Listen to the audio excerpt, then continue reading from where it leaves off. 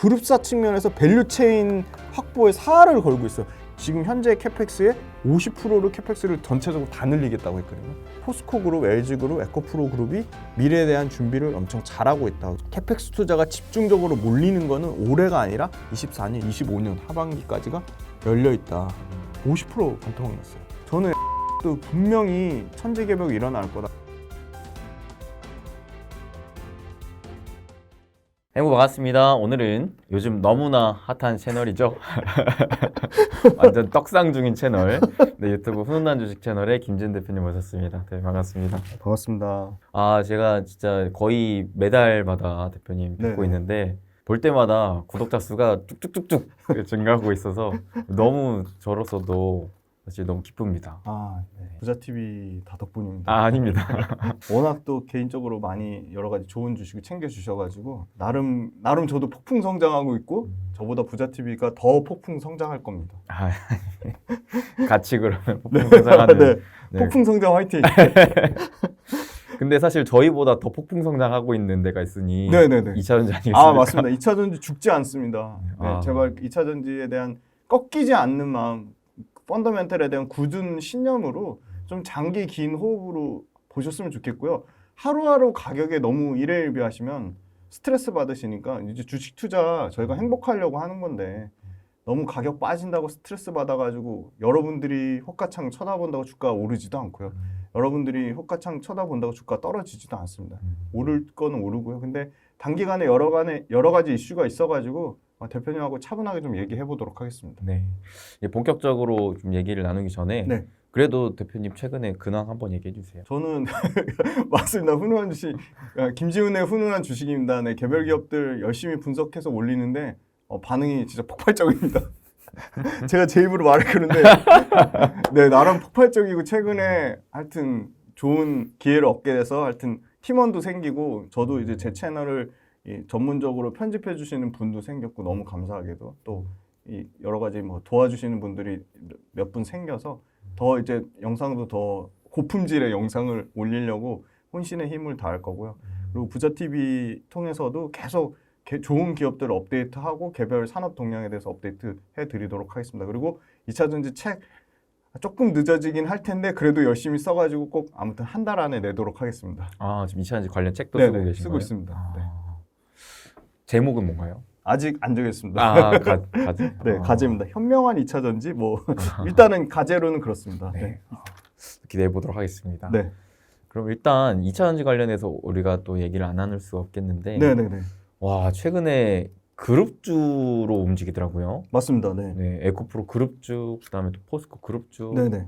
사실 대표님께서도 포스코 홀딩스 예전부터 많이 얘기해 예, 주셨는데 이렇게까지 빠르게 강하게 가시라 예상을 하셨을까요? 전혀 예상을 못했고요. 사실은 에코프로나 포스코 그룹이 워낙 그 연초 대비 많이 오른 것도 있지만 사실 밸류에이션이 제대로 평가받기 시작한 거는 사실 몇 달 안 됐습니다. 여전히 너무 잘 아실 거예요. 포스코 그룹이나 에코프로 외국계 증권사가 아주 부실한 정말 말 같지도 않은 근거를 대가면서 리튬 기업 중에 제일 비싸다는 등 아니면 철강의 가치는 아예 고려하지도 않는 레포트. 그다음에 에코프로 같은 경우는 그룹사의 마진을 너무 과하게 준다든지 또 그다음에 수산화 리튬의 가격을 막 무슨 말도 안 되는 가격에 낮춰서 얘기하는 등 굉장히 조금 자기네들이 소위 말하는 숏 포지션을 잡고 매도 포지션을 잡고 의도적으로 좀 나쁘게 얘기한 것들이 많았는데 아마 본질적인 가치는 분명하게 사실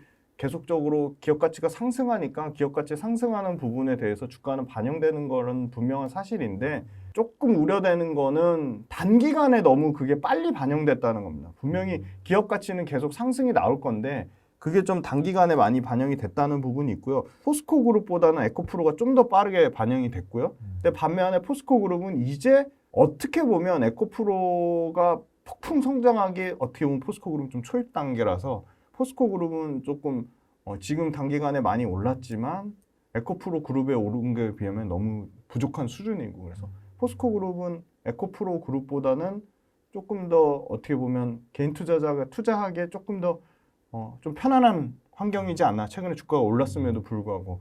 근데 그렇다고 에코프로를 전혀 부정적으로 얘기하는 건 아니고요. 다만 단기간에 오른 부분에 대한 소위 말한 수급에 의해서 올라간 부분은 좀 정상화되는 국면에 있다.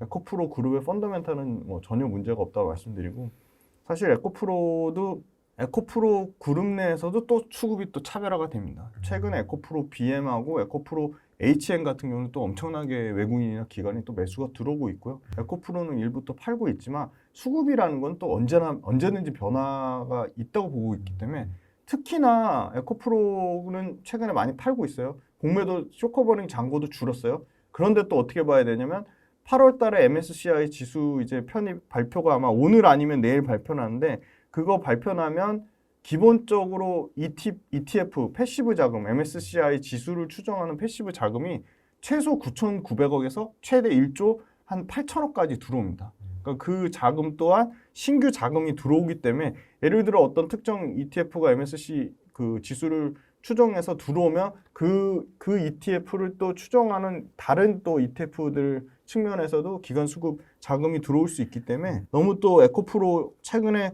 공매도 쇼커버 줄어가지고 이제 뭐 들어올 수급이 없다, 또 그렇게 또 부정적으로 보실 건 아닌 것 같고, 수급은 계속 돈다. 그리고 포스코는 어떤 측면이냐면 지금 역대 최저 외국인 지분율이에요.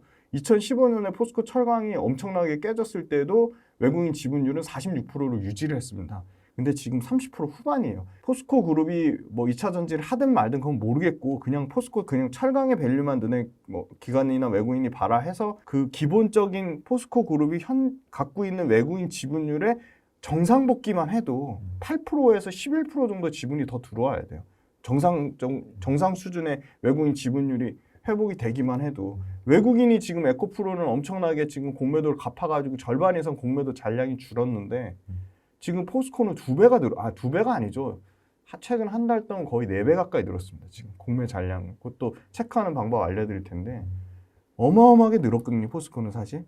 근데 지금 2차 전지 밸류도 못 봤는데, 철강회사 측면에서도 비싸다고 얘기해서 온갖 부정적인 이슈를 쏟아내면서 지금 공매 잔량이 4배 넘게 늘었지만, 최근에 주가 26일, 27일 급락 나오는 거 지금 다 최근에 또 다 회복이 됐거든요. 에코프로 그룹은 아직 고점 대비 30% 정도 빠진 수준이고, 포스코 홀딩스랑 포스코 퓨처엠은 고점에서 15% 언더 수준이에요. 소위 말해서 조정이 나온다, 앞으로 추세적으로 하락에 갈 거다, 그거는 너무 조금 어떻게 보면 과도하게 좀 악재로 이슈몰이를 하는 게 아닌가 싶고, 펀더멘탈은 변함이 없다. 그리고 중장기적으로 긴 호흡으로 좀 끌고 가자. 근데 다만 단기적으로 수급에 대한 이슈가 생겼으니까 그거를 정상화하는 과정은 분명히 돌아올 거고, 그 정상화하는 과정이 지금 어떻게 보면 끝자락에 놓여 있지 않나, 그렇게 보고 있습니다. 포스코 그룹주가 그러니까 현재 외국인 보유량이 네네. 과거 비교했을 때 현저히 네네. 낮은 수준이라는 거죠. 네네. 그러니까 평균적으로 45에서 한 48% 정도 수준이 평균 지분율이 유지되거든요. 외국인 지분율이. 근데 지금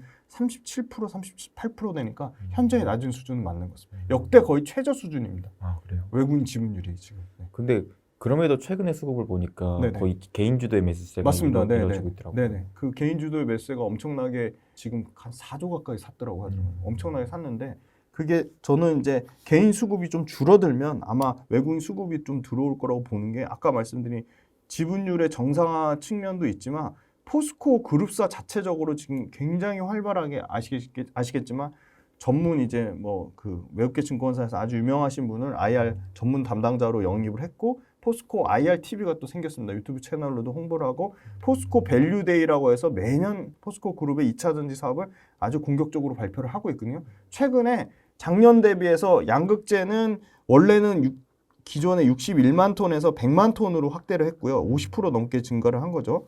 그 다음에 음극재도 32만 톤에서 37만 톤, 음극재는 약 20% 정도 상승한 정도 그 캐펙스를 늘렸고요. 전구체 또한 지금 시중에, 그러니까 포스코 그룹사에서 하는 거에 지금 톤수는 정확히 기억이 안 나는데, 전구체도 지금 약 아마 포스코 그 퓨처엠이 직접 전구체 하는데 아마 한 21만 톤일 겁니다. 아마 포스코 퓨처엠이 하는 전구체 생산 능력도 기존 캐펙스 대비해서 50% 넘게 상향 조정했거든요. 그래서 포스코 그룹의 전체 2차 전지 밸류체인을 전부 50% 상향을 해놨어요. 1년 만에. 그러니까 그거는 당연히 고객사의 확보에 대한 자신감도 있을 거고요.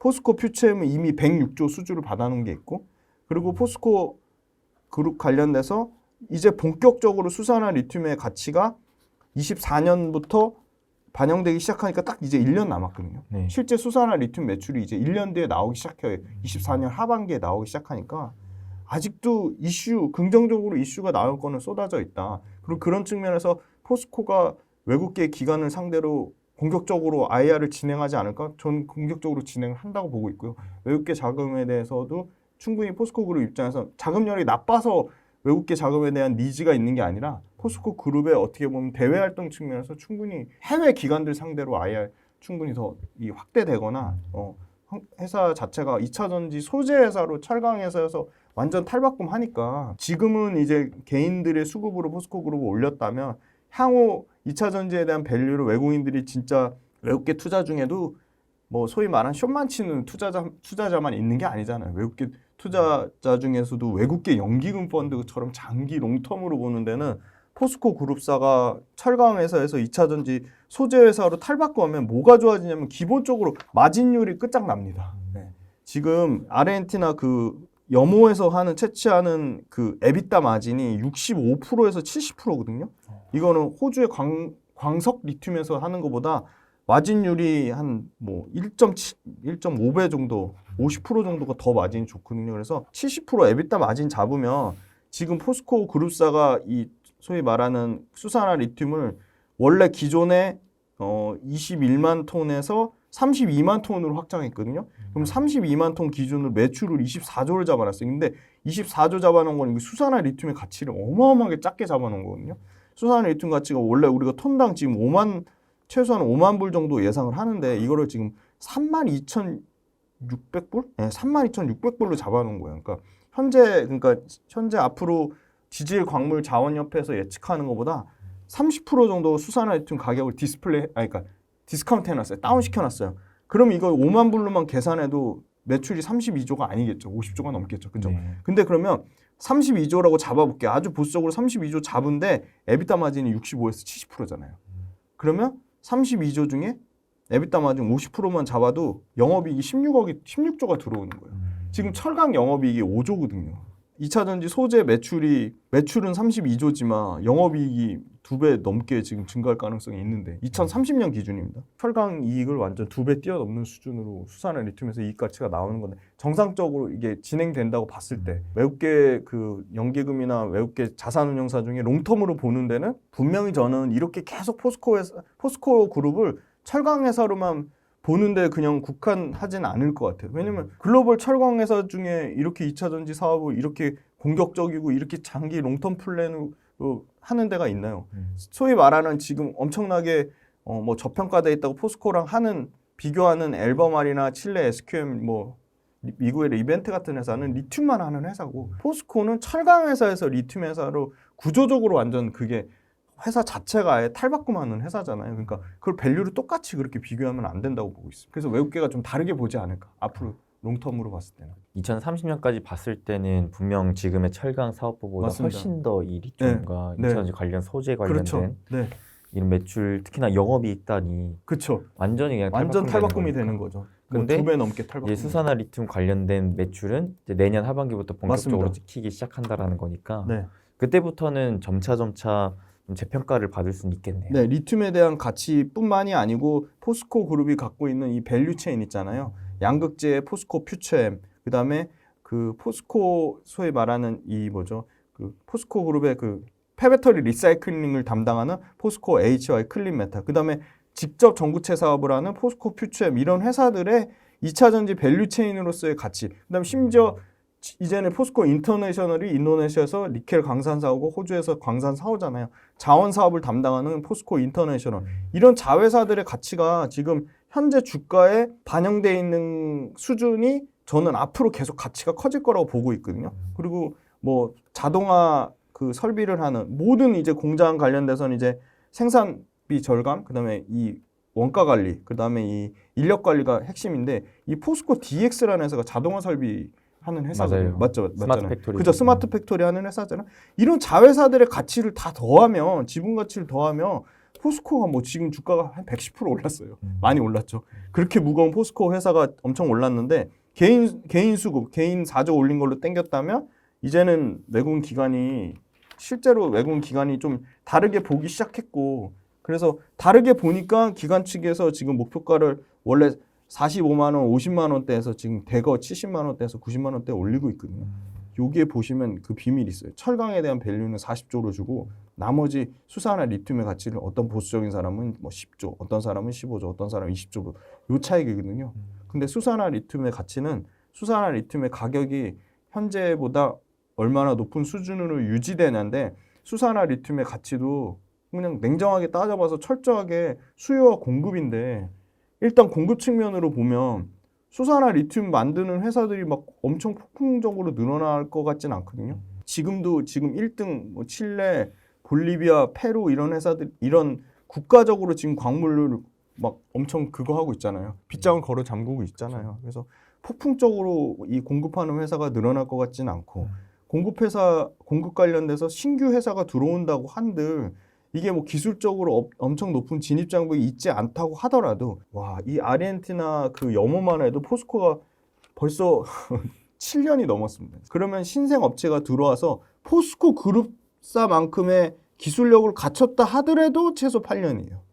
그럼 이 8년 갖추는 동안 이미 이 과점업체들은 시장에서 이미 캐펙스를 장악하고도 남아서 신규 업체가 진입하기에는 굉장히 시간도 오래 걸리고 쉽지 않다. 그래서 결론은 공급이 그렇게 폭풍적으로 늘어나지 않는다. 그게 핵심이고 두 번째는 수요인데 수요는 전기차에만 쓰는 건 아니잖아요. 이 수산화 리튬 같은 경우는 사실은 배터리에 들어가는 건 다 쓰니까 ESS 에너지 저장 장치가 전기차 시장에 못해도 30% 차지하고 있다고 보고 있거든요. 그럼 ESS에서 엄청나게 많이 쓰이죠. 그 다음에 두 번째는 전기, 이제 그 전기 항공에는 사실은 그 도심항공 모빌리티라고 UAM이라고 이것도 지금 다 배터리로 가는 거거든요. 배터리. 그 다음에 우리 앞으로 뜰 성장 산업 로봇도 다 배터리가 쓰이고 심지어 뭐 농기계, 그 다음에 뭐 일반 그 산업 공구, 산업용 뭐 전동 공구 다 배터리거든요. 그러니까 전기차를 뺄게요. 전기차가 제일 시장이 현재로서는 제일 큰데 전기차를 빼더라도 ESS, 전기항공, 로봇, 뭐 농기계, 산업용 전동공구, 심지어 전기 선박, 이바이크 뭐 이런 다 모든 거 다 이제 전기로 배터리로 갈 텐데 이런 거에 대한 수요 때문에 넘어서는 초과 공급이 일어나진 않을 것 같아요. 그래서 실제로 칠레나 이런 데서 밝힌 건 2030년까지 수산화 리튬 앞으로 가격이 어떻게 될지 모르겠지만 더 올라가면 올라가지 떨어지진 않는다라고 밝혔어요. 그래서 이분들 그리고 한국광물지질자원협회 여기서도 수산화 리튬 대략 예상한 게 2027년도에 톤당 5만 불 예상했거든요. 톤당. 지금이 얼마 정도 되나요? 지금 보니까 제가 오늘 또 확인했어요. 오늘 계속 요새 조금 그게 제일 불안해요. 요새 제일 좀 빠지고 있는데 보니까 37,850불이에요. 네. 최근에 47,000불에서 제가 보니까 24% 정도 빠졌어요. 많이 빠져가지고 지금 4만 불이 깨졌는데 이거는 추세는 계속 지켜봐야겠지만 앞으로는 5만 불 정도 수준을 유지하지 않을까 그렇게 보고 있거든요. 그래서 포스코가 굉장히 보수적으로 잡아서 32,650불인가로 본 것 같아요. 포스코 지금 그룹사에서 지금 수산화 리튬 가격을 계산한 건. 근데 32,650불이라고 계산을 해도 심지어 이 수산화 리튬 자체는 지금 그러니까 공급 부족 상태다. 공급 부족 상태니까 앞으로는 가격이 크게 뭐 폭락이 나오거나 뭐 여기서 더 막 폭등이 나오거나 그러지는 않을 것 같고 장기적으로는 우상향 추세를 이어가지 않을까 좀 그렇게 보고 있습니다. 결국에는 사실 2차전지 뭐 에코프로 그룹주라든지 포스코 그룹주 투자하시는 분들이 지금 뭐 단기적인 면을 보면서 투자하는 건 아니기 때문에 네네. 그런적인 측면을 봤을 때는 네. 장기적으로 결국 뭐 포스코 그룹주 같은 경우에는 결국에는 밸류도 재평가 받을 수 있는 구간에다가 네네. 기본적으로 가장 중요한 수산화 리튬에 네네. 대한 가격 역시도 장기적으로는 좀 안정을 찾아가는 궁극적으로는 현재 가격보다는 네네. 가격이 더 인상될 것 같다라는. 맞습니다. 그러면은 기업 그 영업이익 측면에 있어서도 그렇죠. 이익률이 훨씬 월등히 개선되는 거예요. 왜냐하면 철강 이익률이 지금 잘 받아야 5% 정도거든요. 그러니까 5%가 뭐 40%나 50%로 간다 그러면 뭐 거기에 밸류를 당연히 훨씬 더 줘야 되는 거죠. 지금 현재 포스코의 밸류는 주가가 110% 올랐지만 지금 정확히 한 딱 올해 실적, 그러니까 내년이나 내후년 실적으로 보면 더 떨어져요. 왜냐하면 포스코도 그 덩치 큰 회사가 2차 전지 이걸 얼마나 반영할지는 모르겠지만 지금 현재 펀더멘탈로 개선되는 측면만 봐도 25% 영업이익률이 올라갈 거라고 봐요. 그럼 다시 지금 현재는 15배인데 이게 25% 영업이익이 25% 성장하면 PER이 몇 배까지 떨어지냐면 11배 밑으로 떨어지는 거거든요. 그러면은 11배 밑이라고 보면 내년 실적 기준으로 하면 그냥 글로벌 평균 회사들 철강보다 한 10% 할증되는 수준이에요. 2차 전지 밸류가 아예 없는 거죠. 그냥 철강 회사 정도 밸류 여전히 받고 있는 거죠. 근데 최근에 주가 올라서 15배인데 그럼 15배에서 이익이 멈춰 있냐? 아니고요. 이게 2024년 기준으로는 11배까지 떨어지고 25년에 만약에 여기서 20%만 이익 성장하면 10배 밑으로 떨어집니다. 충분히 저는 가능성이 있다고 봐요. 왜냐하면 25년에 이 수산화 리튬에 대한 가치가 반영되는 아주 원년이 되니까 그러면 수산화 리튬 25년에 대략 매출 2조 보면은 2조의 그 에비타 마진 40%만 잡아도 8천억이 더해지는 거죠. 거의 1조 가까이 이익이 더해지는 거니까 평상시에 5조 이익 내는데 1조면 20% 이익이 증가하는 거잖아요. 그렇죠. 네, 산술적으로 생각해도 그래서 지금의 밸류를 뭐 15배만 보고 너무 과하다라고 얘기하는 거는 좀 아닌 것 같고 외국계 증권사가 칠레 SQM이랑 뭐 미국의 엘버마라고 단순 비교하는 거 그것도 밸류가 맞지 않다. 네, 왜냐하면 철강이 기본적으로 하는 매출 체력이 매출단에서 한 85조. 물론 이익률은 뭐 너무 낮긴 하지만 이익단에서 한 5조. 그래서 포스코그룹도 지금 흰남노 관련돼서 4천억 넘게 비용 떨구고도 지금 2분기에 실적 잘 나왔어요.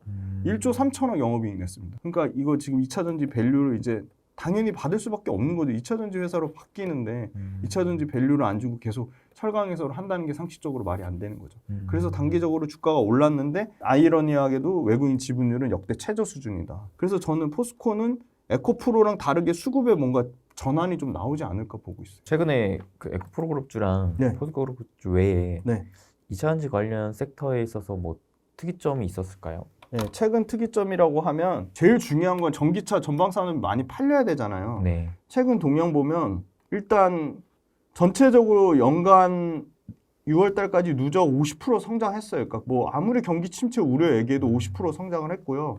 그다음에 이제 전기차하고 PHV 그러니까 소위 말하는 친환경차 그러니까 하이브리드죠. 그거 다 포함해도 네, 50% 연평균 50% 정도 성장했습니다. 그러니까 누적으로. 그리고 역시나 글로벌 누적 판매 대수는 BYD가 1등이에요, 사실. BYD가 1등이고 테슬라가 2등입니다. 테슬라가 2등인데 테슬라는 점유율이 조금 소폭 올라갔고 BYD가 21% 점유율, 테슬라가 14.4%. 3등이 상하이 자동차. 네, 상하이 자동차가 점유율 측면에서는 오히려 빠졌어요. 7.5%.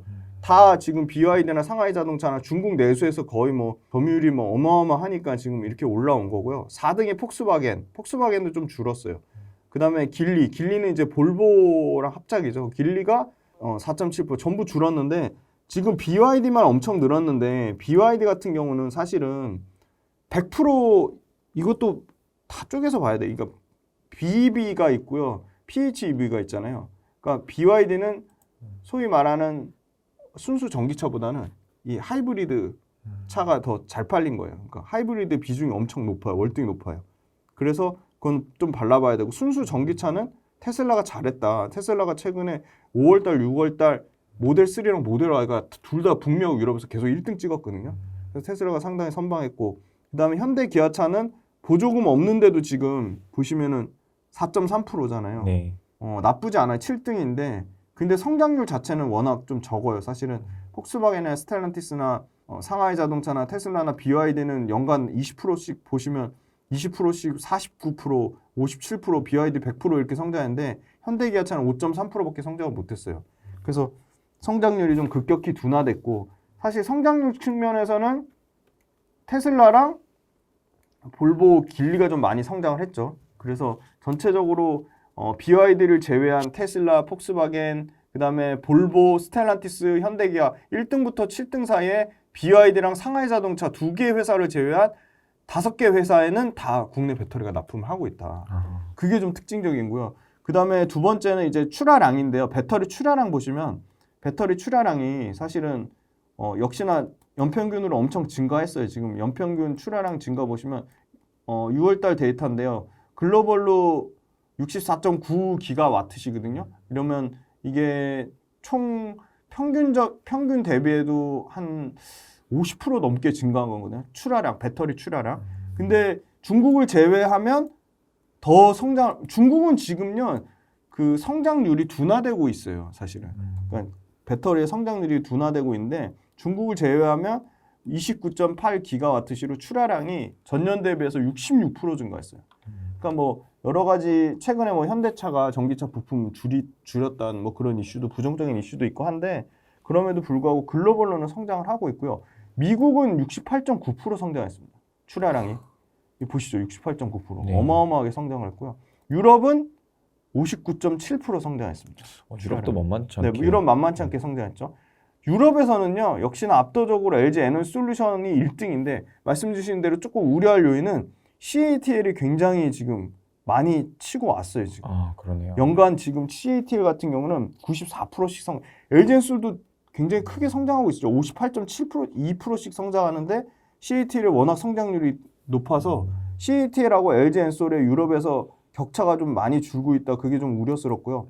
그 다음에 미국 배터리 같은 경우는 LG엔솔 보세요. 100% 성장하는데 만만치 않게 CATL도 108% 성장하고 있어요.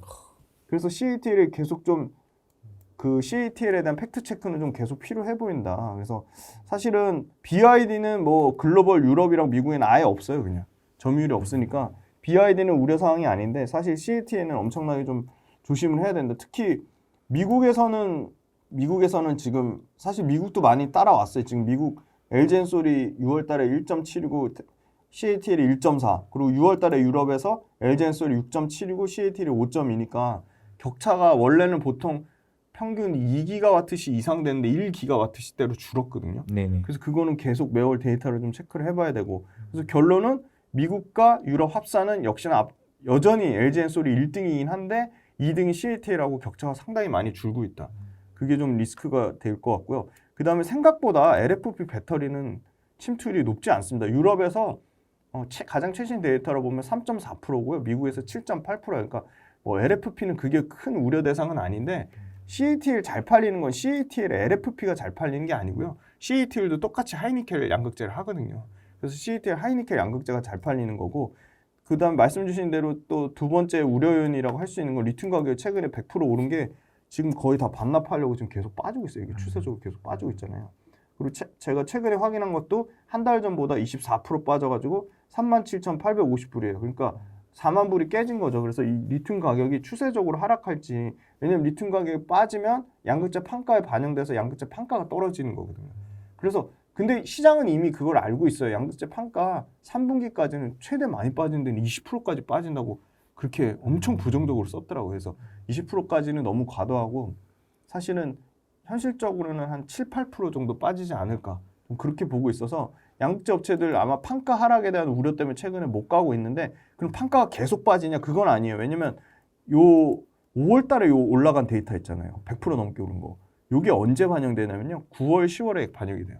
가격이. 그러면 4분기에는 정상화되겠죠. 그래서 양극재 판가 대부분의 레포트 보니까 LNF든 포스코 퓨처엠이든 에코프로비엠이든 4분기에 정상화될 거다라고 보는데 그래서 3분기까지는 양극재 판가 때문에 양극재 업체들 주가가 좀 부정적인 영향을 미칠 것 같지만 이미 그거는 시장이 알고 있는 사실이고 4분기부터 본격적으로 판가가 개선될 거라고 봐요. 근데 저는 긍정적으로 보는 게 뭐냐면 포스코 퓨처엠도 그렇고 에코프로 BM도 그렇고 LNF도 그렇고 LG 화학도 그렇고 5월 달부터 단결정 양극재를 쓰기 시작했어요. 근데 단결정 양극재가 마진이 좋아요. 단결정 양극재 왜 쓰냐? 이 다결정보다 단결정이 훨씬 구조적으로 안정성이 있어요.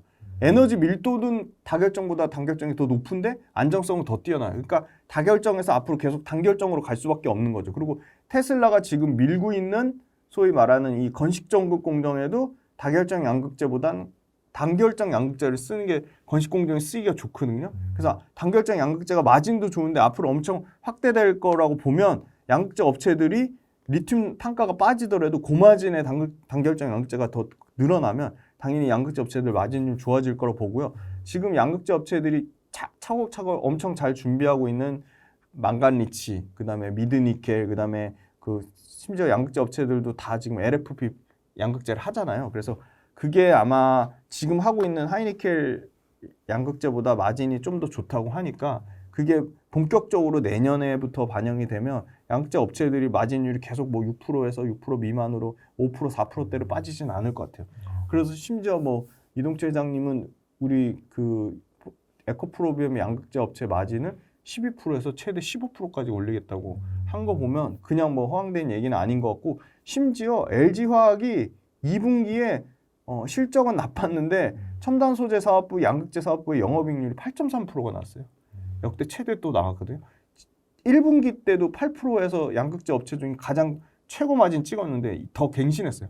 8.3% 나왔거든요. 그래서 양극재 업체들의 마진에 대해서도 이미 다 알려진 노이즈인데, 다만 이 수산화 리튬 가격 빠지는 거, 탄산 리튬 가격 빠지는 거는 좀 단기적으로는 좀 악재가 될 수도 있겠다. 그렇게 보고 있습니다. 그러면은 따로 뭐 기대하고 계신 호재도 있으신가요? 네, 호재라고 하는 거는 아까 말씀드린 이제 그 차세대 양극재를 잘 준비하는 게 아마 빠르면 올해 하반기부터 내년 상반기까지 이제 계속 실적으로 나눠서 반영된다는 거고요. 두 번째는 그룹사 측면에서 밸류체인 확보에 사활을 걸고 있어요. 그러니까 밸류체인 확보라는 건 뭐죠? 자기네들이 자체로 전구체 조달하고 자체적으로 그 폐배터리 리사이클링 한 걸로 다시 원소재를 쓰면 당연히 영업 마진이 좋겠죠. 그렇죠. 예, 마진이 좋아질 수밖에 없는데 LG그룹도 그렇고 포스코그룹도 그렇고 에코프로그룹도 너무 그거 준비를 잘하고 있어요. 그 다음에 그런 회사들의 그런 밸류체인 내재화하는 게 사실은 심지어 뭐 포항의 2차전지 특화단지, 그 다음에 뭐 새만금의 2차전지 특화단지, 그 다음에 뭐 청주의 2차전지 특화단지를 해가지고 정부에서 어떻게 보면은 그걸 2차전지 특화단지로 해서 밀어주거든요. 이 2차전지 밸류체인을. 그렇죠. 그러면 정부에서 밀어주면 당연히 마진 구조가 좋아질 수밖에 없는 게 왜 세제 혜택을 주거든요. 미국에서 첨단 생산세액 공제 주는 것처럼 정부에서도 이런 2차전지 특화단지에 있는 회사들 세제 혜택을 주고, 그리고 중요한 건 이 회사들이 자기네들 자체적으로 투자를 아끼지 않고 있어요. 에코프로 그룹만 포항에 2조 넘게 투자해서 밸류체인 완벽하게 내재화하겠다. 그거는 양극재 회사를 투자하는 게 아니라 전구체 회사, 그 다음에 에코프로 CNG 같은 폐배터리 리사이클링하는 회사, 전구체 하는 회사, 그 다음에 그 앞단에 있는 원자재 광물 소싱하고 재련하고 가공하는 요쪽으로 2조 넘게 투자한다고 했거든요. 포항에. 그러니까 지금 엄청나게 준비를 하고 있어요. 그 다음에 LG화학은 어떤 준비를 하냐? 배터리 소재만 2025년까지 매출 목표 30조 잡았어요. 지금 매출에 지금 거의 2.5배 정도 수준이에요.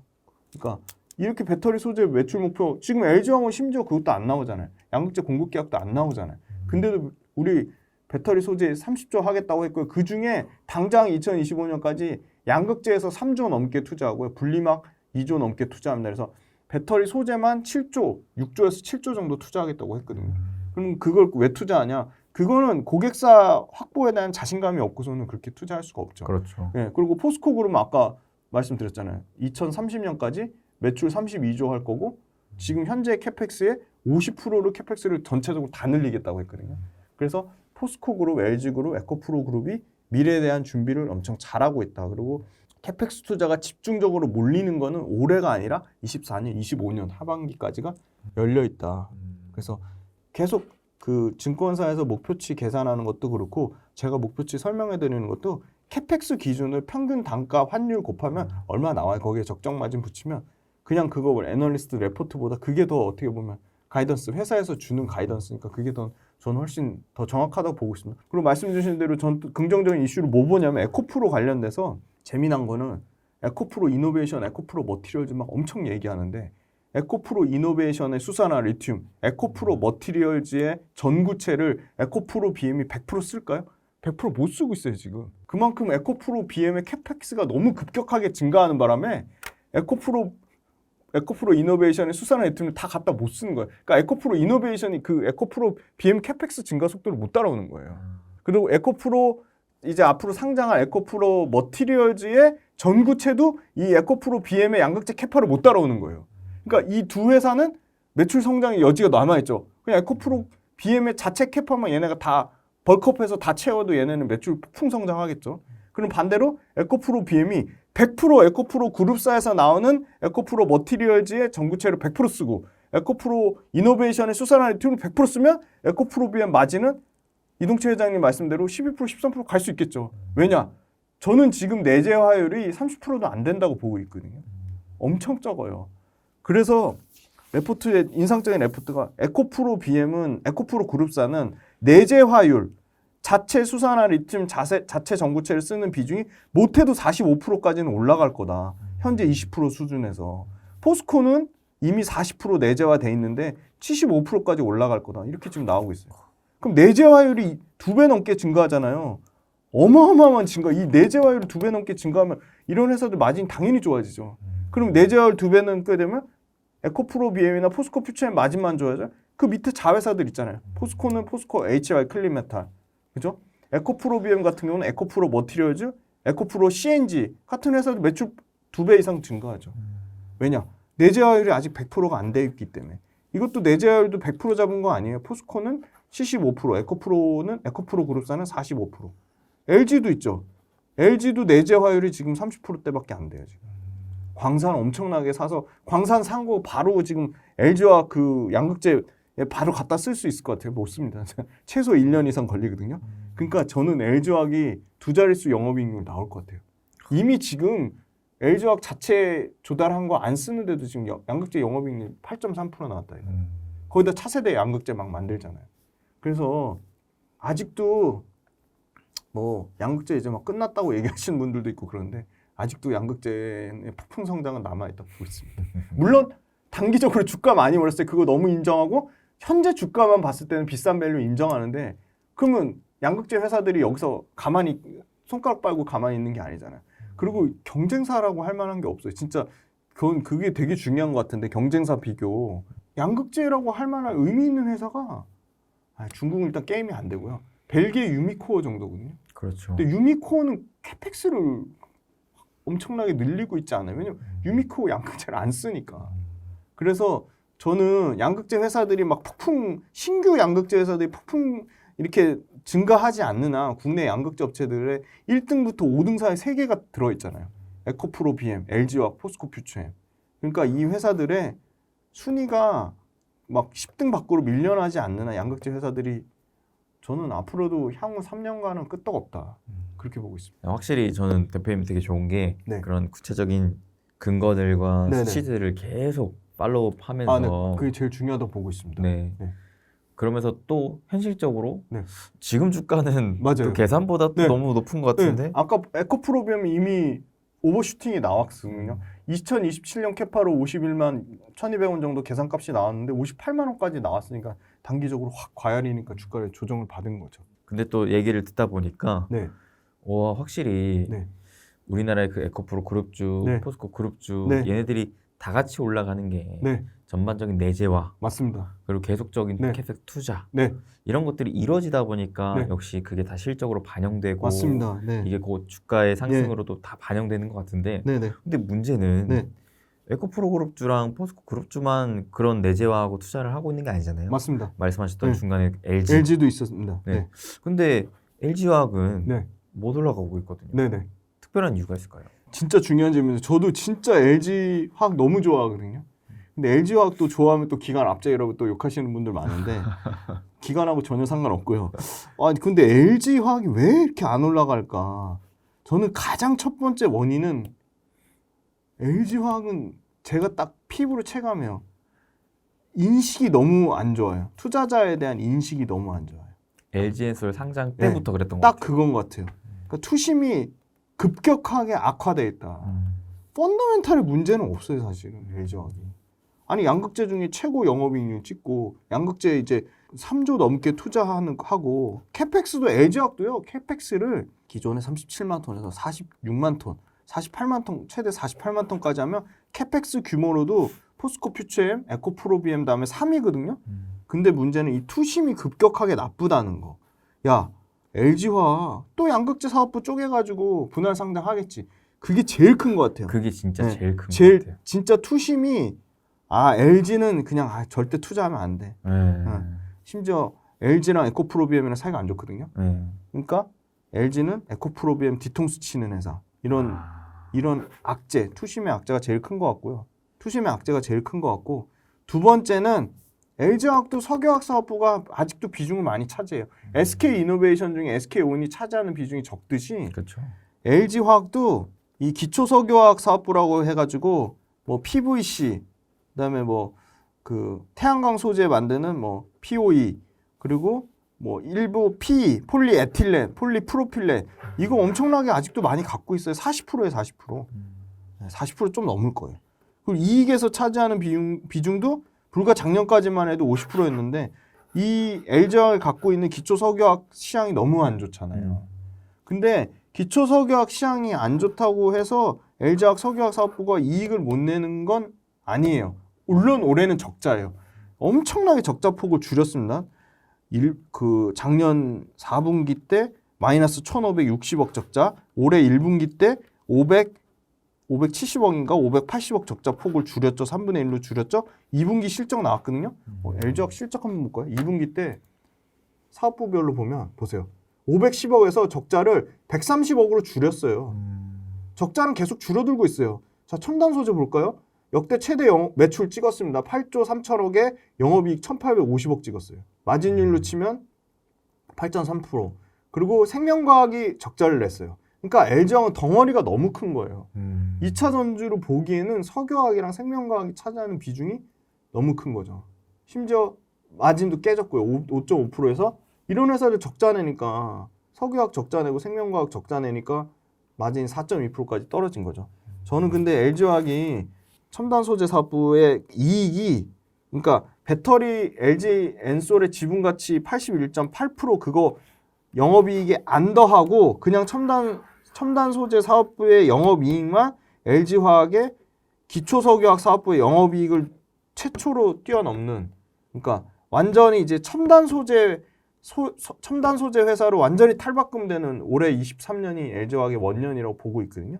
그리고 LG화학은 사실은 장점은 양극재만 하는 게 아니고요. 이 회사가 유일하게 CNT 도전제도 하고요. 네. 그다음에 분리막도 해요. 분리막도 하고 동박도 합니다. 동박. 다 해요, 진짜. 그 소위 말하는 소재단에 있는 밸류체인은 다 해요. 핵심 밸류체인 양극재, 도전제, 분리막, 동박 다 합니다. 근데 그게 캐펙스 늘려놓은 게 언제 늘어나냐? 24년하고 25년에 몰려 있어요. CNT 도전제도 사실 LG화학이 원조인데 나노 신소재가 엄청 잘해서 CNT 도전제에 독점이 된 게 아니라 LG화학에서 나노 신소재한테 기회를 준 거죠. 그 기회를 잘 잡은 거죠. 그러니까 나노 신소재는 CNT 도전제만 올인하는 회사고 LG화학은 사업부가 너무 많으니까 야, 그중에 CNT 도전제 너네가 한번 해봐 했는데 그 기회를 잘 잡은 거예요. 나노 신소재가. 근데 어찌됐건 이렇게 양극재 외에 CNT 양극재만 성장합니까? 아니죠. 그렇죠. CNT 도전제 성장하죠. 그렇게 욕하시는 분리막도 성장해요. 그렇게 욕하시는 동박도 성장해요. 제가 꼭 말씀드려요. 양극재만 꽂히지 마세요, 제발. 2차 전지 밸류체인이 다 커야지 양극재도 같이 큰다니까. 양극재만 클 수가 없어요. 음극재도 커요. 음극재도 엄청 욕하시는데 음극재도 큽니다. 그러니까 제발 보고 싶은 것만 보고 듣고 싶은 것만 듣지 마시고요. 양극재에 꽂혀가지고 양극재만 보시면 절대 성공하실 수 없어요. 주식 투자로. 그거 꼭 명심하셨으면 좋겠고. 근데 아무튼 LG그룹은 양극재, CNT, 도전제, 분리막, 동박 모든 2차 전지 소재 밸류체인을 가장 잘하고 있어요. 그거는 분명히 에코프로비엠이나 포스코 퓨처엠보다 밸류를 더 줘야 된다고 보고 있습니다. 근데 그게 지금 그냥 딱 기초 석유화학 사업부의 밸류만 받고 있거든요. 와, 근데 너무 처참한 게 진짜 LG화학 갖고 계신 분들은 진짜 아마 꼭지 도실 것 같아요. 왜냐면 연간 상승률이 에코프로비엠이 300% 넘게 상승했고요. 최근에 이거 1등, 2등 싸움도 너무 재밌어요. 압도적으로 코스모 신소재가 1등이었는데 지금 계속 줄줄줄줄 계속 내려와서 코스모 신소재 2등으로 밀려난 지 오래됐고요. 코스모 신소재가 한 220%.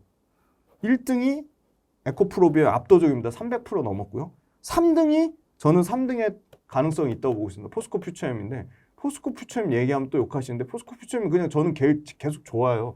아무리 욕하셔도 포스코 퓨처엠 계속 좋게 보이고요. 포스코 퓨처엠이 지금 3등인데 133%인가 그래요. 그러니까 급격하게 이 1등, 2등, 3등 싸움이 엄청 치열하고요. LG화학 수익률 몇 프로냐? 5.7%밖에 안 돼요. 그러니까 당연히 처참하니까 욕할 만해요, 진짜 LG화학.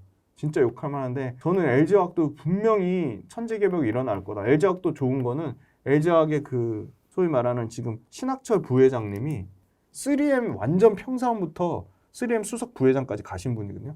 그분의 강력한 경영 리더십이 분명히 LG화학은 완전 환골탈퇴 시킬 거라 저는 믿습니다. 확실히 펀더멘탈은 말씀하셨다시피 올해는 또 네. 기존 화학보다 첨단 소재 그렇죠. 네. 영업이 더 이제 뛰어넘는 맞습니다. 원년이 해고 네, 네. 그다음에 내년 내후년부터 이제 본격적인 사업부들에 대한 성과치가 나오는데 그렇죠. 즉 펀더멘탈은 앞으로 탄탄하게 성장할 만한 전망이 너무나 좋은데 네, 네. 문제는 네. 센티멘탈이다. 투자 센티만 너무 안 좋다. 그리고 숫자도 중요한데 LG화학도 물론 에코프로빔이나 포스코 퓨처엠은 매출과 이익이 일단 포스코 퓨처엠이 어마어마한 게 포스코 퓨처엠은 매출과 이익이 70%씩 성장해요. 그다음에 코스모 신소재가 캐펙스가 워낙 작으니까 코스모 신소재는 그걸 감안해야 돼요. 포스코 퓨처엠은 71만 톤, 100만 톤으로 성장하는 그림이고 46만 톤, 71만 톤, 100만 톤으로 성장하는 그림이니까 같은 매출이 70% 늘어나도 똑같이 보시면 안 돼요. 코스모 신소재는 3만 톤이 15만 톤 되는 거니까 3만 톤에서 15만 톤 올리는 캐펙스가 수율이나 그걸 잡기가 레퍼런스 쌓기가 어렵겠습니까? 46만 톤에서 100만 톤 가는 게 어렵겠어요. 46만 톤에서 100만 톤이 최소한 3배 이상 어려워요. 그건 저는 엔지니어라서 너무 잘 아는데 아무튼 그걸 밸류를 당연히 포스코 퓨처엠이나 에코프로비엠 71만 톤의 밸류를 더 주는 게 맞고요. 근데 어찌됐건 주가는 코스모 신소재가 압도적으로 땡겼거든요. 엄청나게 올랐는데 코스모 신소재 오르는 동안 포스코 퓨처엠 하나도 모르다가 키 맞추기 이제 된 거예요. 그래서 포스코 퓨처엠과 에코프로비엠과 코스모 신소재 3파전으로 수익률 싸움이 일어났는데 지금 월등히 지금 에코프로비엠 조정 나왔음에도 에코프로비엠 1등이고 그 다음 밑단에 있는 게 이제 LG화학인데 LG화학은 지금 5.7%밖에 못 올랐으니까 분명히 정상화 될 건데 이런 말씀 주신 투자 심리가 너무 악화돼서 극단적으로 나쁘니까 그게 개선돼야지 LG화학이 가지 투자 심리가 개선되지 않고서는 가기가 좀 너무 어렵지 않을까. 그리고 숫자는 LG화학이 제일 적긴 해요. LG화학은 석유화학 사업도 있고 생명과학 사업도 있고 제약도 있으니까 매출과 이익이 성장하긴 하지만 에코프로비엠은 연평균 매출 50%에서 40% 성장하고요. 포스코 퓨처엠 아까 70% 성장한다고 말씀드렸는데 LG화학은 한 30% 정도 성장해요.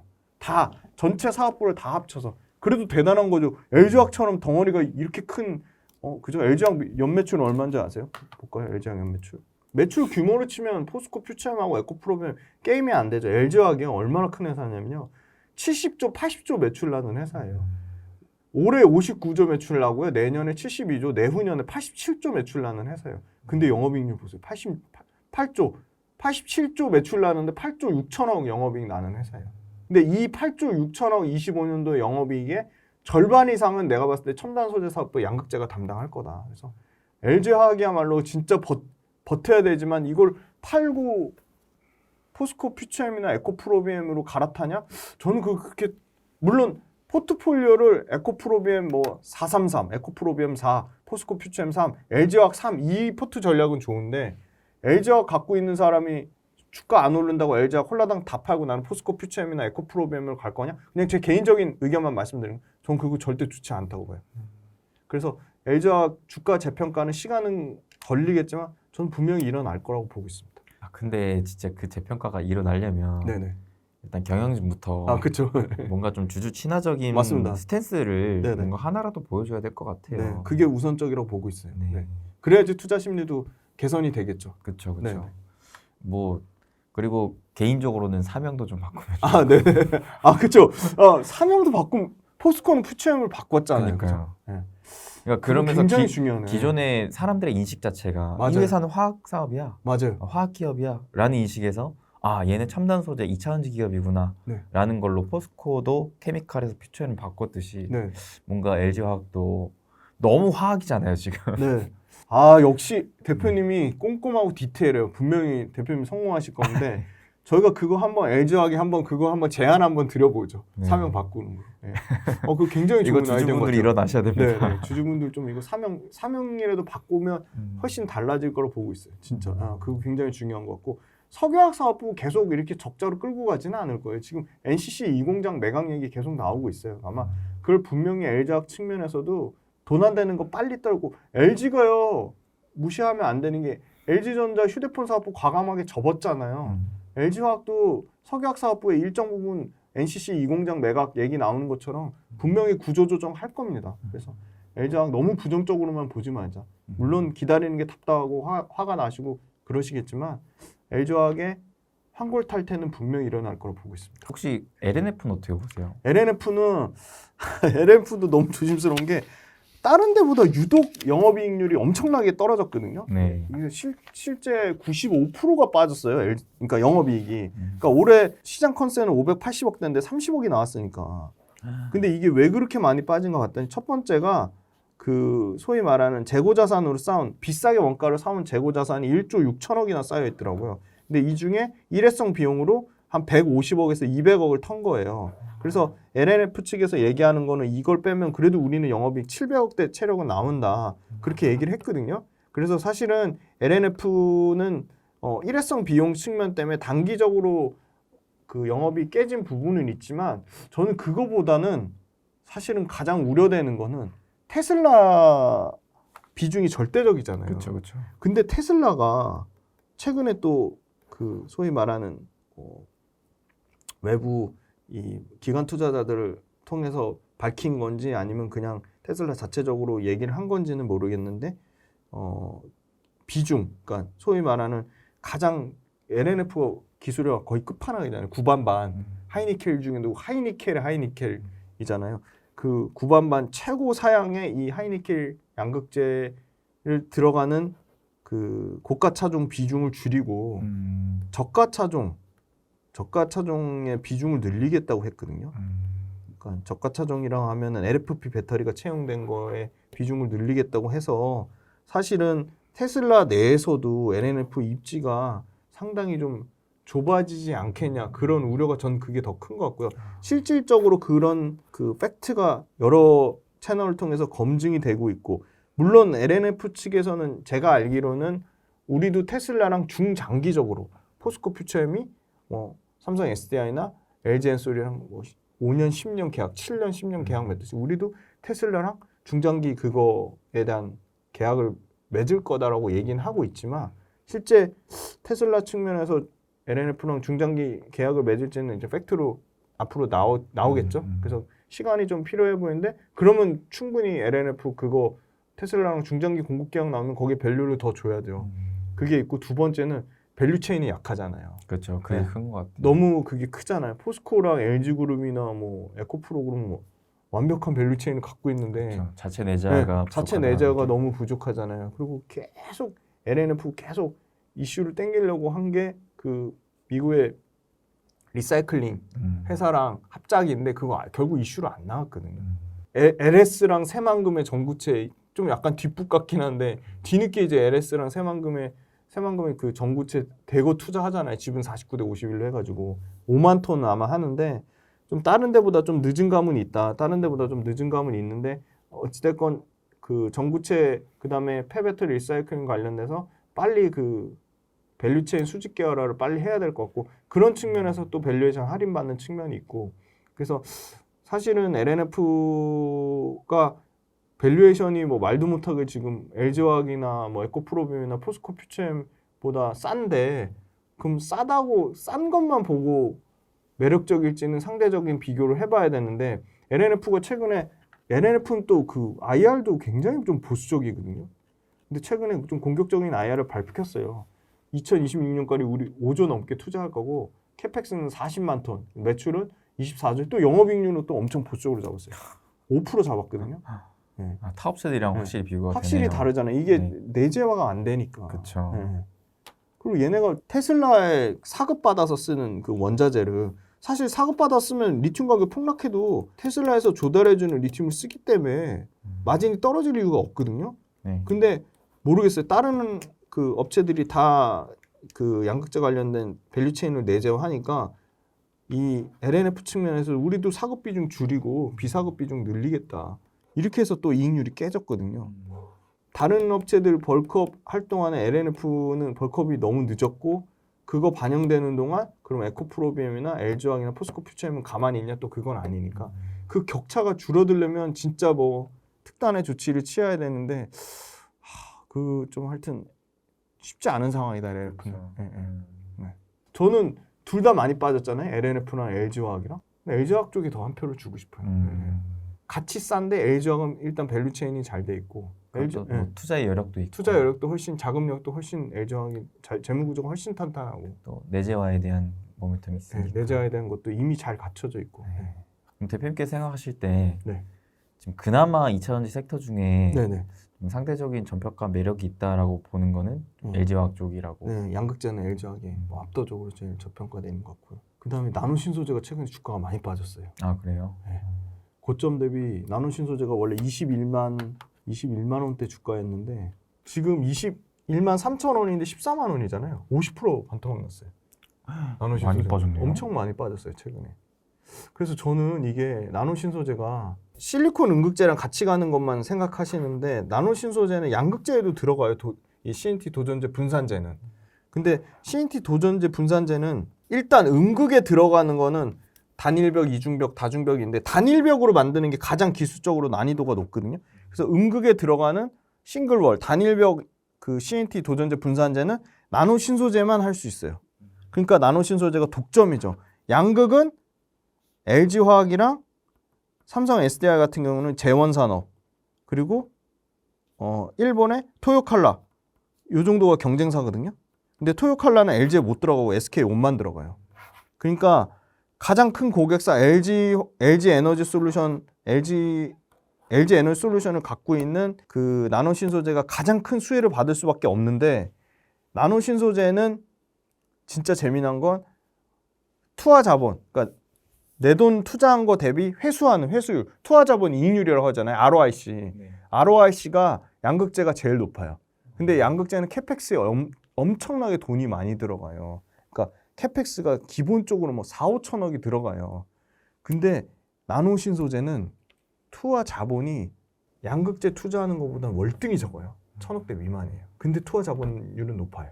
양극재가 그렇게 많이 떴던 거는 떴던 거는 캐펙스도 엄청 공격적으로 했지만 마진도 그러니까 양극재 공장이 투하 자본 대비 투하 자본 이익률도 너무 좋았던 거예요. 압도적으로 원탑으로 실리콘 음극재나 동박이나 분리막은 욕을 먹는 게 마진도 적은데 투하 자본 이익률도 떨어지는 거예요. 그래서 좀 욕을 먹었고 그럼 투하 자본 이익률 좋은 게 그러면 양극재만 있냐? 아니에요. 양극재 빼면 이 나노신소재 같은 이 CNT 도전제 분산재 정확히 CNT 도전제 분산재 그러니까 CNT 도전제 분산재 이익에 마진이 좋은 거 아니 투하 자본 이익률이 좋은 거예요. 근데 투하 자본 이익률만 좋은가 봤더니 웬걸 설비 투자하는데 기간도 엄청 짧은 거예요. 4개월밖에 안 걸려. 양극재 설비 투자하는 거 최소 1년 6개월 걸려요. 음극재 마찬가지. 음극재도 1년 이상 걸려요. 분리막 동박 마찬가지. 다 1년 6개월 이상 걸리는데 양극재 도전제 만드는 거? 도전제 분산재 만드는 거? 투하 자본이 그러니까 그 설비 투자 세팅하는 게 4개월밖에 안 걸리는 거예요. 그럼 뭐 양산 잡고 품질 컬 테스트하고 그거 다 합치면 6개월인 거죠. 근데 캐펙스를 엄청 늘리는 거예요, 얘네가. 원래 2024년에 22만 4천 톤을 예상을 했는데 국내 해외 다 합쳐서요. 갑자기 국내 캐펙스를 갑자기 50%를 늘려요. 그리고 해외 캐펙스도 20%씩 늘리는 거예요. 그러니까 2만 4천 톤 총 캐파에서 CNT 도전제 분산재 캐파를 2만 4천 톤에서 3만 3천 톤까지 늘려요. 그럼 벌써 캐펙스가 30% 이상 늘어나죠. 25년도에 원래 3만 5천 톤이었는데 4만 7천 톤까지 늘리는 거예요. 25년 기준으로는. 24년 기준으로는 2만 4천 톤에서 3만 3천 톤, 25년 기준으로는 3만 7천 톤에서 4만 8천 톤, 거의 30% 넘게 늘리는 거예요. 근데 아까 말씀드렸잖아요. 설치비 하는데 4개월밖에 안 걸린다니까요. 그러면 1, 2년 사이 이렇게 급격하게 갑자기 2년치 캐펙스를 40%씩 늘린다는 얘기는 수주 받아놨다는 거죠. 수주가 검증되지 않고서는 회사가 뭐 바보도 아니고 땅 파서 돈 넣는 것도 아닌데 이거 캐펙스 안 늘리죠. 그렇죠. 그러니까 이 캐펙스 늘리는 걸 잘 보셔야 돼요. 그럼 이 CNT 슬러리 시장 자체가 안 커지냐? 엄청나게 커져요. 연평균 62%씩 커져요. 근데 그 중에 양극재보다는 음극재가 더 커지는 거거든요. 양극재 비중은 계속 줄어들어요.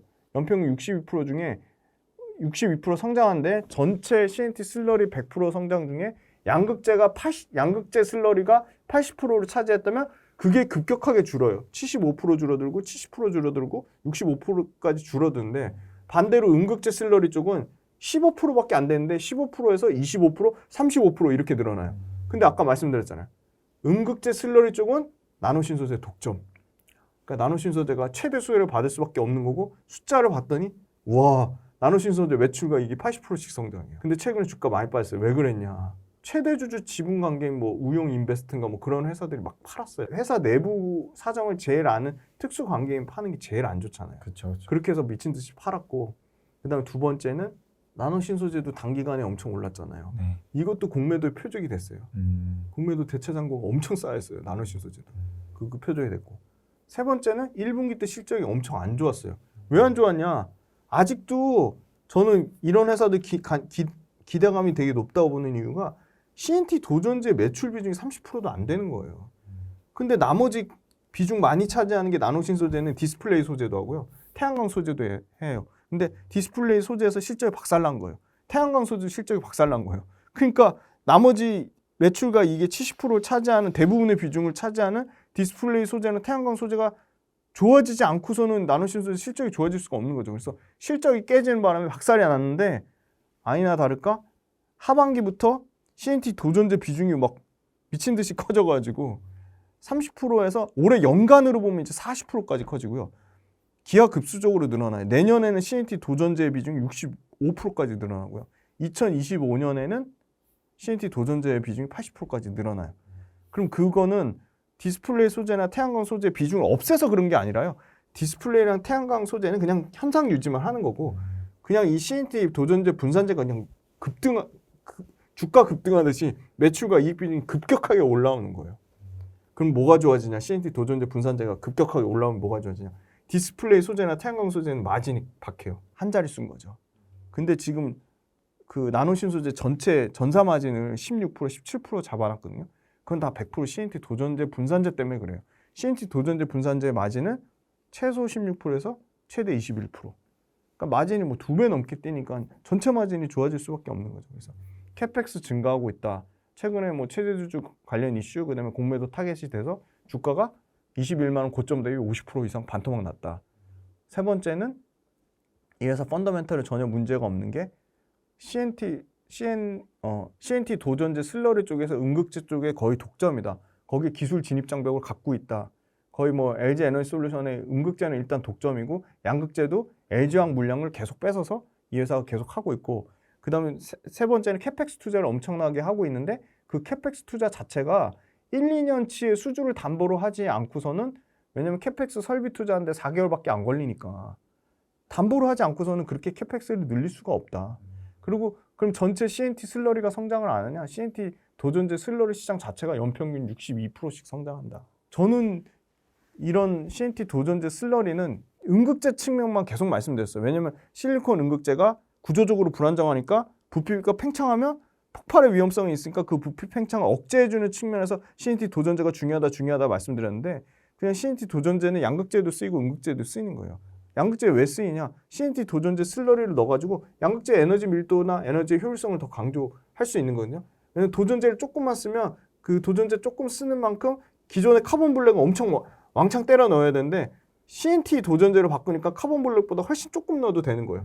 그럼 CNT 도전제를 조금 넣으면 에너지 밀도는 똑같이 좋아지니까 카본 블랙 덜 넣는 만큼 다시 양극할 물질을 더 넣을 수 있는 거죠. CNT 도전제가 덜 들어가니까. 그래서 효율이 엄청 좋아지는 거니까. 그래서 나노신 소재는 단기적으로 주가는 많이 빠졌지만 양극재만큼 저는 매력적이고 성장 여력이 있는 것 같아요. 대표님, 우리가 지금 네. 2차 전지 얘기하고 있는데 네. 사실 그 2차 전지 배터리를 쓰는 업체들이 굉장히 많은데 그렇죠. 우리나라 중에선 대표적으로 현대차 그룹 있잖아요. 맞습니다. 근데 아까 물론 이제 표에서 네. 현대차 그룹이 다른 네. 완성차 업체들 대비 네. 전기차에 있어서 성장률은 좀 떨어지고 네, 있긴 네. 한데 네.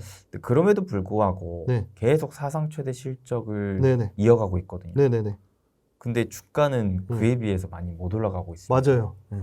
그래서 이에 대해서 많은 투자자분들께서 좀 의아해하고 계시거든요. 네네. 대표님 생각 어떠세요? 네. 저 현대차 나쁘게 보지 않습니다. 일단 첫 번째는 현대차가 전기차를 잘 못 만드냐? 잘 만들어요, 전기차. 그리고 전기차 잘 못 파냐? 잘 팝니다. 근데 현대차도 굉장히 좀 여러 가지 좀 이슈가 좀 많은 것 같아요. 일단 첫 번째가 역시 노조 이슈가 있죠. 그게 굉장히 좀 부정적이에요. 그리고 현대차 노조 굉장히 강성 노조거든요. 이 노조가 조금 지배구조 측면을 좀 사실 안 좋게 악화시키는 요인이다. 이게 가장 첫 번째 요인이 있을 것 같고, 근데 현대차도 그 전기차 리콜 리스크도 있었어요, 그죠? 전기차 리콜. 그러니까 한 번 리콜 발생했는데 또 발생하지 않겠냐, 그런 우려감이 있어요. 이건 좀 약간 어떻게 보면 너무 과거 히스토리 가지고 이렇게 우려 만드는 게 좀 억지긴 한데 어찌됐건 그런 시장에 우려가 있다는 거고요. 세 번째 리스크라고 하는 거는 전기차 관련돼서 뭐 중국 그 CATL 배터리 쓰는 부분, 그런 부분. 그다음에 두 번째는 내연기관차 쪽에서 너무 지금 1분기, 2분기 성장이 잘 나오다 보니까 성장에 대한 피크아웃 여기서 더 잘 나오겠어요? 이렇게 사상 최대 실적 찍었는데. 근데 저는 그것도 사상 최대 실적 찍은 거를 뭐 양날의 검이다라고 뭐 이렇게 부정적으로 얘기하시는데 그럼 부정적으로 얘기하시는 분들이 논리를 만들어내는 그거라고 보고 있고요. 현대차가 지금 일단 그 자동차 완성차 업체 중에 저는 글로벌로 5위권 정도는 된다고 보고 있거든요. 네, 글로벌로 5위권 정도 된다고 보고 있는데 그러면 일단 첫 번째 이 노조 이슈, 강성 노조 이건 계속 진행되고 있어요. 이게 근본적으로 악화 요인이에요. 이거는 해결되기가 쉽진 않다. 네. 그 다음에 전기차 부품 관련돼서 ICCU가 뭘까요? 한번 좀 찾아보세요. 좀 공부해보세요. 이것도 금방 찾아요. ICCU 리콜 리스크가 있어요. 근데 이거는 장기 이슈는 아니에요. 이거 단기 이슈예요. 단기 이슈. 그 다음에 중국 CATL 배터리 쓰는 거? 이거 엄청 부정적인 요인으로 볼 수도 있어요. 상대적으로는. 근데 지금 현대차 전기차가 지금 북미에서 보조금도 못 받는데 잘하고 있거든요. 물론 그건 너무 안타까워요. 작년 대비해서 성장률은 엄청 떨어졌어요. 성장률은 낮아요. 성장률은 5%밖에 안 돼요, 사실은. 상반기 기준으로. 근데 그럼에도 불구하고 지금 인센티브 못 받는데 지금 미국 북미 시장에서 포드랑 엎치락뒤치락 하지만 3위권 유지하고 있고 그 시장 점유율 자체는 지금 안 떨어지고 있거든요. 현대차는 시장 점유율도 안 떨어지고 시장 브랜드력이라는 게 있어요. 브랜드력으로도 3위권이에요. 지금 북미에서. 그래서 작년 대비 성장률 떨어진 건 인정하지만 현대차가 앞으로의 성장률이 계속 떨어질 거냐? 그건 전혀 아니라고 보거든요. 제 개인적인 의견이에요. 그 다음에 CATL 배터리는 현대차 측면에서는 물론 뭐 LG엔솔이랑 뭐 지분 다투는 것 LG엔솔보다 더 지분을 많이 가져가기 위해서 그런 이유도 있겠지만 일단 근본적으로는 현대차가 인센티브도 못 받는 입장에서 중국 CATL 배터리를 쓰면서 어떤 가격 경쟁력을 얻기 위한 측면도 분명히 저는 있다고 봐요. 그래서 그 측면을 무시하면 안 될 것 같고 이미 국내 업체들이 LFP 배터리 관련돼서 만들고 있고 LFP 양극재 이미 지금 하고 있기 때문에 국내 업체들 LFP 배터리랑 LFP 양극재 얼마 안 남았어요. 지금 1년 한 5, 6개월 남았는데 1년 5, 6개월 안에 현대차가 분명히 국내 LFP 배터리랑 국내 LFP 양극재 쓸 겁니다. 그러니까 당분간은 CATL 임시로 쓰는 거지. 뭐 현대차가 주구장창 뭐 CATL 가져가서 우린 CATL랑 막 끈끈하게 동맹 맺을 거 이거 전혀 아닌 것 같고요. 현대차가 안타깝지만 현재로서는 전략적으로 CATL 쓰는 거고요. 그리고 CATL만 쓰는 거 아니에요. 현대차 SK온 배터리를 주력으로 씁니다. SK온 배터리를 잘 쓰고 있고요. 그다음에 제일 중요한 건 현대차의 전기차 시장 침투율 계속적으로 올라가고 있습니다. 북미에서 잘하고 있고요. 유럽에서 마찬가지입니다. 아까 순위 보여드렸잖아요. 성장률은 떨어졌지만 북미하고 유럽에서 5위에서 심지어 3위권까지 3위에서 7위 왔다 갔다 해요. 그 순위권을 계속 유지하고 있고 오히려 전기차의 경쟁력만 치면 테슬라가 훨씬 떨어지죠. 테슬라는 자동차 만드는 회사도 아니고 소프트웨어 회사고 현대차의 전기차 경쟁력 전 테슬라보다 좋다고 생각하고 그리고 현대차 지금 휘발유차 엄청 잘 팔아요. 지금 내연기관차 미친 듯이 파니까 실적 피크아웃 우려 찍힐 만큼 실적이 잘 나오는 거예요. 왜? 내연기관차를 너무 잘 파니까. 지금 사실은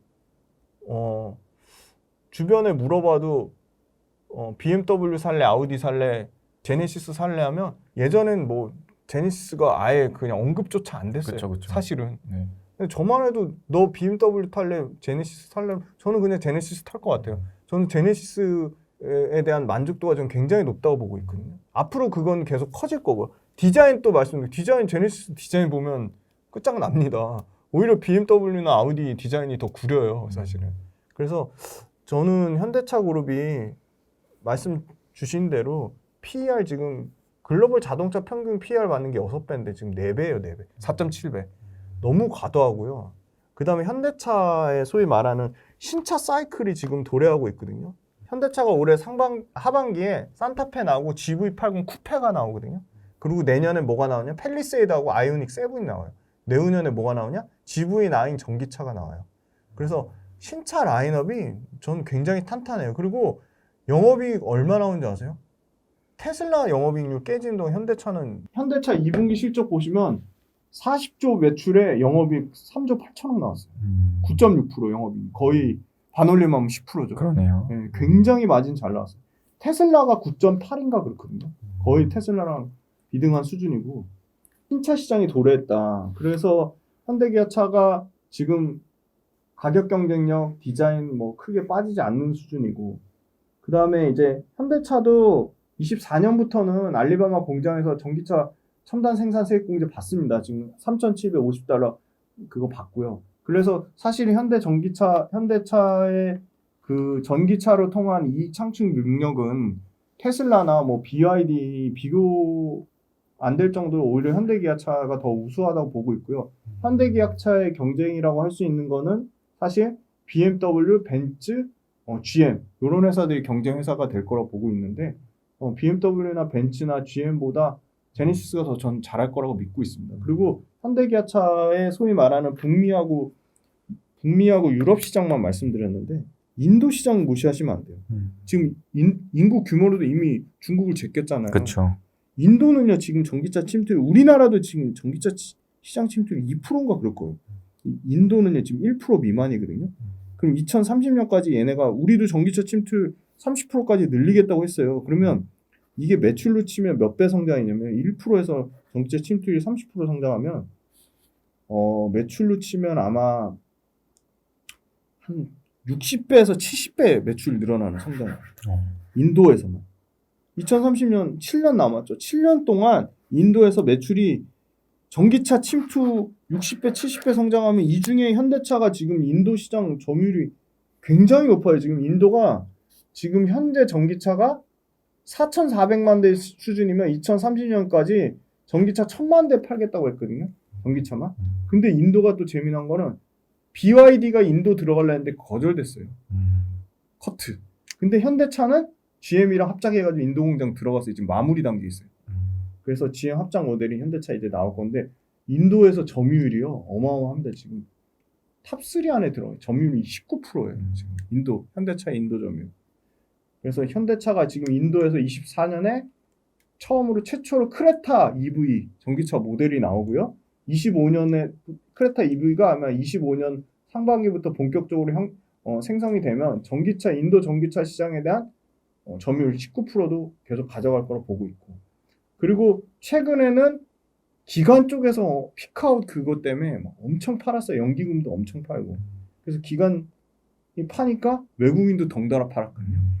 그러니까 기관하고 외국인이 이제 계속 팔았으니까 주가가 당연히 부진할 수밖에 없는 거죠. 그러니까 기관하고 외국인이 팔았는데 실적은 최고치 찍었잖아요. 그럼 PBR 여러분 아시죠? 순자산가치. 현대차가 갖고 있는 자산가치를 다 팔아서 시가총액을 살 수 있는데 현대차가 PBR이 1배가 안 돼요. 지금 그 대기업 있잖아요. 삼성전자, 포스코, SK 중에 PBR 1배 미만 되는 데는 포스코, 그 다음에 현대차 정도예요. 그러니까 지금 PBR로도 지금 너무 싼 거고. 그럼 이 피크아웃이 찍고 떨어질 거냐? 그렇진 않고요. 지금 연간 기준으로 현대차가 지금 아까 거의 영업이익률 40조 매출에 지금 3조 8천억이 나타냈잖아요. 지금 올해 지금요. 연간으로 159조. 이익 달에서는 14조 5천억 정도 예상하는 거예요. 지금. 그럼 내년을 보시면 내년에 165조. 올해 사상 최대 시장 피크 찍었다고 얘기했는데도 그러면 내년부터 실질 꺾여야 되잖아요. 내년에 165조, 내후년에 172조. 그리고 이익 꺾여야 되잖아요. 14조 5,900억, 14조 4천억, 14조 6,500억. 물론 이익은 지금 조금 줄어드는 측면이 있어요. 근데 이게 전기차 얼마나 팔리는 거에 따라 이거는 계속 그 업데이트가 돼야 되는 거고 매출이 일단 170조까지 172조까지 간다. 그래서 저는 지금 일단 시장에서 외국인 기관 투심이 단기간에 좀 악화된 거는 좀 어떻게 보면 그 실적 피크아웃 우려가 제일 큰데 실적 피크아웃 우려라고 하기에는 현대차가 가진 그 모멘텀이 굉장히 저는 그 아직 살아있다. 모멘텀이 살아있고 그리고 전기차 관련돼서 그 정의선 회장님이 굉장히 공격적으로 밝혔어요. 우리도 2026년까지 이 전기차 200만 대 이상 팔 거고 거기 투자 몇십조 단위로 투자하겠다고 했거든요.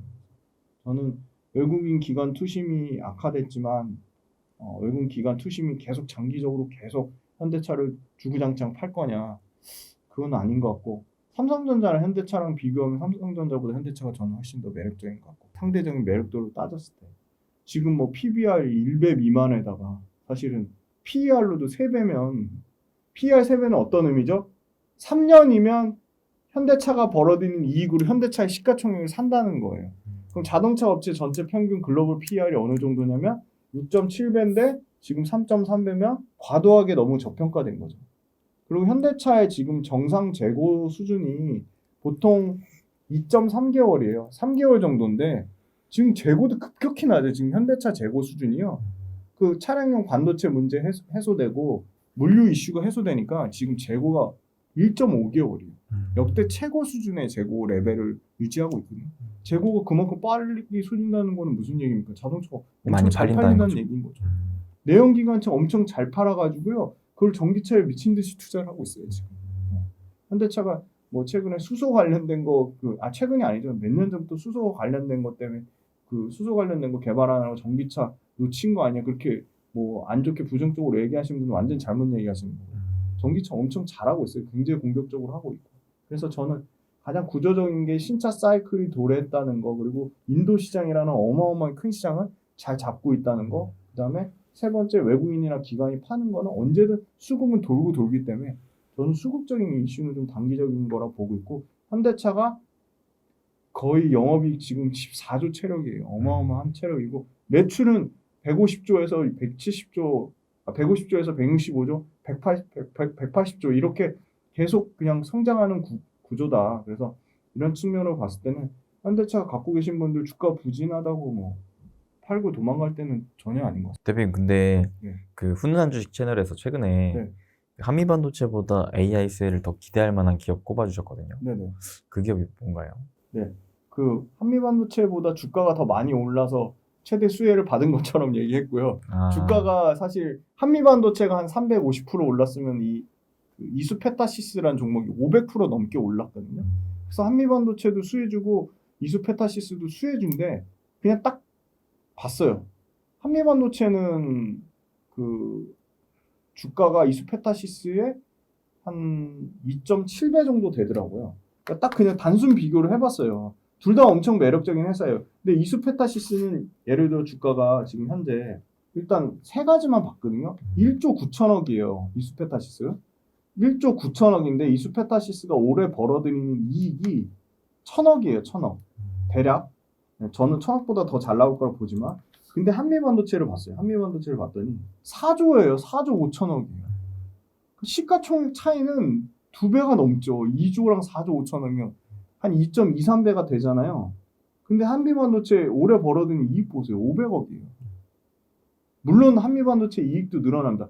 그러면 올해는 뭐 일시적으로 이익이 줄어들 수 있잖아요. 그래서 내년, 내후년치도 다 땡겨봤어요. 자, 내년에 봤더니 한미반도체 영업이익이 1,200억으로 늘어나요. 네. 1,200억으로 늘어나는데 PER은 42배예요. 근데 자, 이수페타시스를 봤어요. 이수페타시스는 그럼 영업이익이 줄어들까요? 자, 이수페타시스 24년도 영업이익 봤더니 1,400억으로 늘어나요. PER 19배예요. 그러면 이수페타시스 500% 올랐으니까 이제 주가 하락하고 한미반도체만 갈 것 같아. 그건 아니죠. 한미반도체 300% 올랐고 이수페타시스 500% 올랐는데 저는 시가총액 대비 이익을 비교했고 시가총액 대비 내년 이익과 내년 그걸 PER을 비교해봤더니 이수페타시스가 한미반도체보다 월등히 싼 거예요. 그래서 그럼 이수페타시스를 왜 좋아하시냐? 왜 AI 수혜주로 봤냐? 너무 재미난 게 이수페타시스는 MLB의 진심인 회사인 거예요. 맞아요. MLB, FNF의 MLB가 아니고요. 아니 웃자고 좀 네. 재밌게 하고 싶어가지고. 네. 기판 쪽으로 네, 가서. 기판 MLB예요. 다공층 기판이에요. 멀티 레이어 보드. 근데 MLB가 짜잘짜잘한 업체는 알아서 도태된 것도 있고요. 잘하는 업체들은 더 고부가치, 더 돈 되는 거, 더 비싼 기판으로 찾아 떠났어요. 그게 FCBGA죠. 맞아요. 플립칩 볼 그리드 어레이. 근데 FCBGA를 삼성 전기만 한 게 아니고요. LG 이노텍도 FCBGA를 찾아 떠났고요. 기판계 명품이죠. 대덕전자도 FCBGA 쪽으로 갔어요. 네. 심텍도 갔어요. 그 다음에 코리아 서킷. 코리아 서키트도 다 FCBGA 하겠다고 갔어요. 유일하게 지금 MLB 남은 데가 이수페타시스밖에 없는 거예요. 그러니까 이수페타시스가 MLB의 진심이고 MLB 한우물만 팠더니 너무 재미난 게 갑자기 엔비디아가 이 MLB 기판 관련돼 가지고 원래 미국의 TTM 1등이에요. 미국 1등. 2등 중국의 WS. 야 TTM 중국 건 못 쓰겠어. WS 쓰지 마. 탈락. TTM 너무 독점으로 하기엔 TTM이 납기랑 품질을 못 맞추는 거예요. 야 그래서 TTM급 기판 공급할 수 있는 업체인데 야 가성비 좋은데 없어 했는데 이수페타시스가 딱 눈에 들어온 거예요. 그러니까 이수페타시스가 MLB 버티다가 엔비디아의 눈에 들어온 거지. 그래서 엔비디아에 납품을 했는데 폭증한 거예요. TTM 거를 물량을 상당히 이수페타시스가 뺏고 있으니까. 그래서 이수페타시스가 이 엔비디아 이 납품한 게 레퍼런스가 돼가지고 마이크로소프트, 인텔, 구글 이런 데도 AI에 들어가는 AI 가속기용 기판을 하잖아요. 그래서 이 글로벌 빅테크 고객사들이 갑자기 고객수로 미친 듯이 커진 거예요. 그것도 막 구글 매출 비중 10%, 그 다음에 마이크로소프트 매출 비중 10%, 그 다음에 엔비디아 뭐 15%. 엔비디아는 심지어 지금 5개월치 주문이 밀려가지고 쏟아지고 있고. 그러니까 글로벌 빅테크 심지어 메타까지 인텔까지 글로벌 고객사가 이수페타시스의 고객사가 된 거예요. 원래 이수페타시스의 고객사 주 고객사는 노키아라든지 시스코라든지 통신 네트워크 하는 회사가 주 고객사인데 이런 미국의 빅테크 5 회사들 고객사를 막 침투해서 지금 이 통신 네트워크랑 거의 비등비등한 수준까지 치고 올라오는 거예요. 근데 마진은 통신 네트워크가 더 좋죠. 왜냐? 이 MLB라는 거는 많이 쌓을수록 더 비싸게 받을 수 있어요. 근데 아직까지는 유선 통신 네트워크 쪽이 더 많이 쌓아요. 한 28층에서 32층을 쌓는다고 하면 지금 엔비디아가 쌓는 이 AI 가속기 쪽 기판 최대층은 24층이거든요. 근데 거의 24층이랑 28층이랑 별 차이는 없죠. 근데 이제 AI 가속기도 계속 더 층을 많이 쌓겠죠. 왜 층을 많이 쌓을까요? 층을 많이 쌓으면 데이터 처리 속도가 빨라지고요. 데이터가 엄청 효율적이에요. 효율적으로 관리할 수가 있어요. 그러니까 데이터를 많이 계속 쌓으려고. 심지어 휴대폰에 들어가는 휴대폰용 PCB 기판도 48층까지 쌓아요. 많이 쌓으면 쌓을수록 이수페타시스는 많이 남는 거예요. 그러니까 기존의 유선 통신 네트워크에서 MLB라는 한우물만 팠더니 AI 가속기라는 엄청난 시장이 열린 거예요. 근데 AI 가속기 엔비디아가 완전 대장이잖아요. 그쵸. 짱 먹잖아요. 근데 엔비디아가 미국의 1등 TTM한테만 줄려던 거를 엔비디아가 이수페타시스한테 주기 시작한 거예요. 그러니까 이수페타시스가 당연히 AI 시장의 최대 수혜가 된 거고 AI 엔비디아를 잡으니까 미국 빅테크 회사들이 다 이수페타시스의 고객사가 된 거죠. 그래서 이수페타시스 주가는 많이 올랐지만 AI 모멘텀이 살아있는 한 이수페타시스는 아까 말씀드렸을 때 매출과 이익이 그냥 폭증하고 있거든요. 그래서 그랬더니 한미반도체랑 또 상대적인 밸류에이션을 비교해봤더니 한미반도체보다 훨씬 밸류에이션 매력적인 거예요. 그리고 MLB 기판은 이제 이수페타시스만 국내 업체 중에 살아남았으니까 이 회사가 계속 독점적인 시장 지위를 유지하겠죠. 아니나 다를까 봤더니 마진도 나쁘지 않은 거예요. 그리고 신성장 동력이 아주 강력한 모멘텀이 생겼잖아요. 기존 거를 위협할 정도로. 근데 유선 네트워크 시장에서도 여전히 잘하고 있어요. 그 해당 관련된 디테일한 수치들은 다 개인 네네. 채널에서 진행하셨죠. 네, 이거 이수페타시스 기업 분석 영상 올렸으니까 관심 있으신 분들은 보시면 좋을 것 같습니다. 네, 알겠습니다. 혹시 대표님 그러면 오늘 또 이렇게 정말 많은 얘기 네네. 함께 나눠봤는데 네.